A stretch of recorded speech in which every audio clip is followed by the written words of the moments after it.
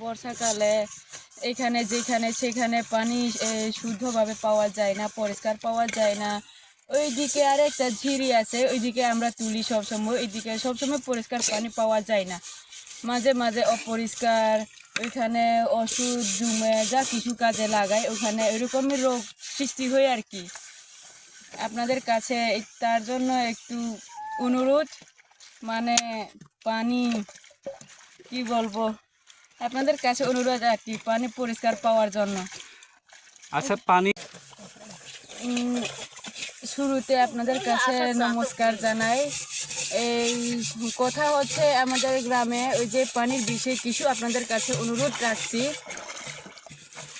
আমি ছোটবেলা থেকে এইটুকু বড় হয়ে অনেক পাড়াতে অনেক গ্রামে গিয়ে দেখলাম, সব পাড়াতে মেম্বার চেয়ারম্যান অনেক কিছু সব গ্রামে গিয়ে দেখলাম ওইখানে নলকূপ আছে, পাইপ আছে, পানি সাপ্লাই আছে, সব গ্রামে দেখলাম ওই রকমই আছে। কিন্তু আমাদের গ্রামে দেখলাম পানির একটু ব্যবহারের জন্য অসুবিধা। তাই আপনাদের কাছে পানি বিষয়ে কিছু বলতে চাচ্ছিলাম।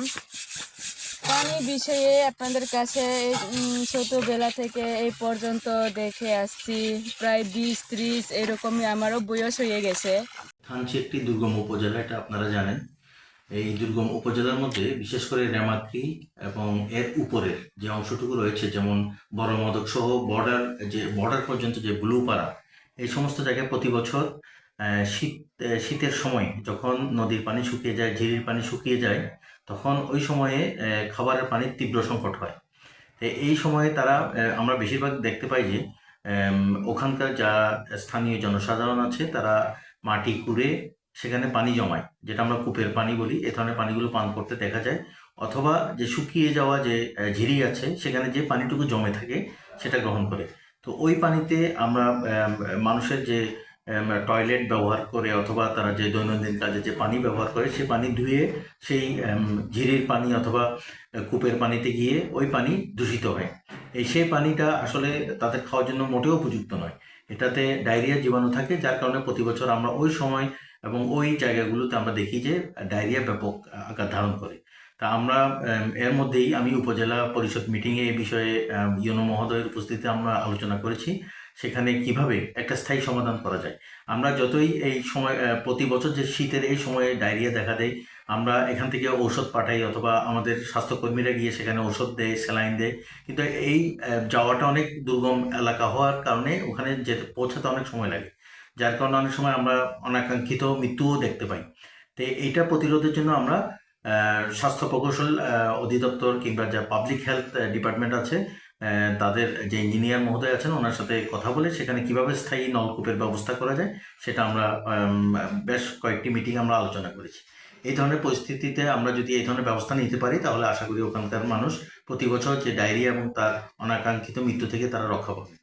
আর আরেকটি প্রশ্ন করেছেন আপনি, সেটা হচ্ছে যে আমাদের এই উপজেলা স্বাস্থ্য কমপ্লেক্সে এখন আমাদের যে সংকট রয়েছে, অর্থাৎ চিকিৎসক সংকট, এই সংকট অনেক দিন ধরে চলছে।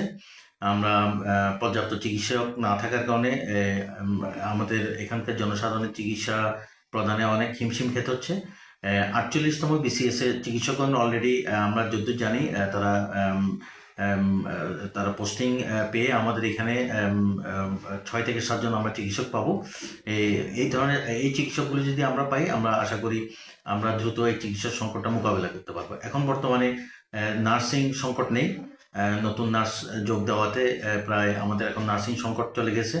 আর তাছাড়া একটি সর্বশেষ যেটা সমস্যা, সেটা হচ্ছে আমাদের এখানে যে অনেক পুরনো বিল্ডিং যেগুলো আছে অনেক জরাচীর্ণ হয়ে গেছে, এই বিল্ডিংগুলো দ্রুত মেরামত প্রয়োজন। বিশেষ করে নার্সরা এখানে জয়েন দেওয়ার পরে তাদের আবাসনের সংকট হচ্ছে, তাই আমি স্বাস্থ্য প্রকৌশল ডিপার্টমেন্টের ইঞ্জিনিয়ারকেও আমি লিখিত আকারে জানিয়েছি যে আমাদের দ্রুত এই আবাসন ব্যবস্থার যে সমাধান করা হয় এবং এগুলো মেরামত করে দ্রুত ব্যবস্থা গ্রহণ করা। ধন্যবাদ।